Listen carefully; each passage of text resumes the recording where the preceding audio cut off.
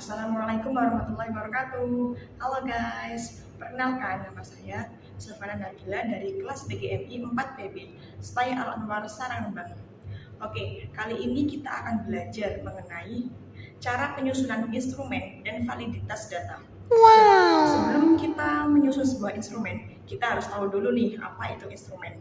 Oke, jadi instrumen itu adalah alat bantu yang digunakan oleh seorang peneliti untuk mengumpulkan data dalam sebuah penelitiannya. Nah, data dalam sebuah penelitian itu kan harus akurat ya. Jadi kita harus memerlukan instrumen yang akurat pula. Untuk membuat instrumen yang akurat, kita harus melalui tahap-tahap berikut ini. Oke, untuk menyusun sebuah instrumen, kalian harus melalui 9 tahap berikut ini. Oke, langsung aja yang pertama, kalian harus menentukan jenis penelitian terlebih dahulu. Di sini kalian bisa memilih menggunakan jenis pendekatan kuantitatif, kualitatif, maupun mixed method, yaitu kombinasi antara kuanti dan kuali. Nah, setelah kalian menentukan jenis penelitiannya, langkah selanjutnya adalah menentukan variabelnya. Jadi di sini variabel tuh ada 3 macam. Yang pertama variabel bebas, variabel terikat, dan variabel kontrol. Nah, dari ketiga variabel ini, kalian bisa menyesuaikan sendiri dengan penelitian yang kalian lakukan. Oke, setelah kita menentukan variabelnya, langkah selanjutnya adalah menjabarkan variabel ke dalam indikator. Jadi indikator itu sendiri adalah aspek atau gejala yang diamati dan diukur. Semisal contohnya variabelnya itu motivasi belajar siswa. Jadi indikatornya bisa dimulai dari kebutuhan berprestasi siswa, lalu ada minat belajar siswa, dan ketekunan belajar siswa. Nah, langkah selanjutnya adalah menentukan bentuk instrumen. Kan tadi kalian sudah memilih jenis penelitiannya.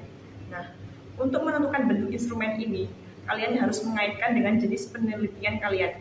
Jika kalian menggunakan jenis penelitian pendekatan kuantitatif, maka bentuk instrumen yang sesuai berupa angket, kuesioner, dan tes tulis. Nah, tes tulis ini bisa berupa pilihan ganda dan esai. Nah, jika kalian menggunakan pendekatan kualitatif, maka bentuk instrumen yang sesuai berupa wawancara, observasi, dan dokumentasi. Nah, setelah kalian menentukan bentuk instrumennya, langkah selanjutnya adalah menyusun butir-butir instrumen. Jadi, indikator tadi itu kita gunakan sebagai dasar untuk menyusun pertanyaan maupun pernyataan. Semisal contohnya indikator yang tadi itu kebutuhan berprestasi siswa. Nah, dari indikator ini kita gunakan sebagai dasar untuk membuat pernyataan. Saya merasa senang ketika berhasil mencapai nilai tertinggi di dalam kelas. Jadi pernyataan tersebut itu dibuat dari indikator yang tadi. Nah, langkah selanjutnya adalah melakukan uji validitas instrumen. Jadi di sini uji validitas itu merupakan proses untuk memastikan bahwa instrumen itu mengukur apa yang seharusnya diukur. Nah, uji validitas ini terbagi menjadi 3, yaitu yang pertama uji validitas konstruksi. Uji validitas ini dilakukan oleh para ahli. Nah, yang kedua ada uji validitas isi. Uji validitas isi ini membandingkan isi instrumen dengan materi yang diajarkan. Nah, yang ketiga ada uji validitas eksternal.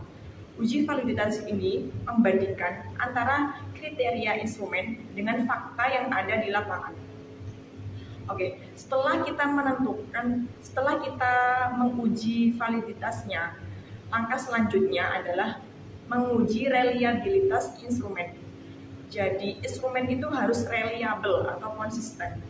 Walaupun instrumen itu diuji berulang-ulang kali, maka hasilnya tetap sama atau konsisten. Oke, setelah kita melakukan uji validitas dan reliabilitas, langkah selanjutnya adalah merevisi instrumen.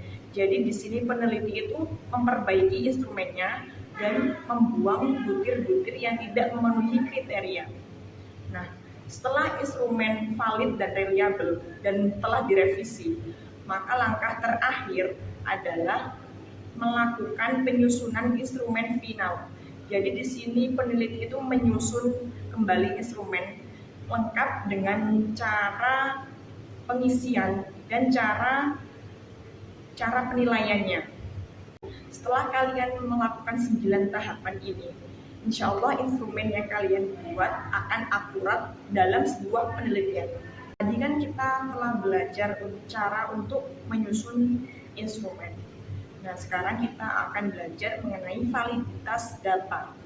Oke, validitas data itu sendiri adalah tingkat ketetapan, kebenaran, dan kelayakan data yang diperoleh dalam sebuah penelitian. Nah, singkatnya, validitas data itu tingkat keakuratan dan kebenaran sebuah data. Oke, validitas itu sendiri terbagi menjadi 3 macam. Yaitu yang pertama, ada validitas isi. Validitas ini menunjukkan sejauh mana butir-butir instrumen itu mengukur seluruh aspek atau indikator yang diukur. Nah, yang kedua, ada validitas kontrak. Validitas ini menunjukkan sejauh mana instrumen itu mengukur konsep abstrak dan konsep teoritis yang diukur. Nah, yang terakhir, ada validitas empiris. Validitas ini berdasarkan pada bukti nyata di lapangan. Jadi dalam validitas ini itu apakah hasil dari instrumen itu sesuai dengan fakta yang terjadi di lapangan. Oke, sampai sini saja pembelajaran kita kali ini. Assalamualaikum warahmatullahi wabarakatuh.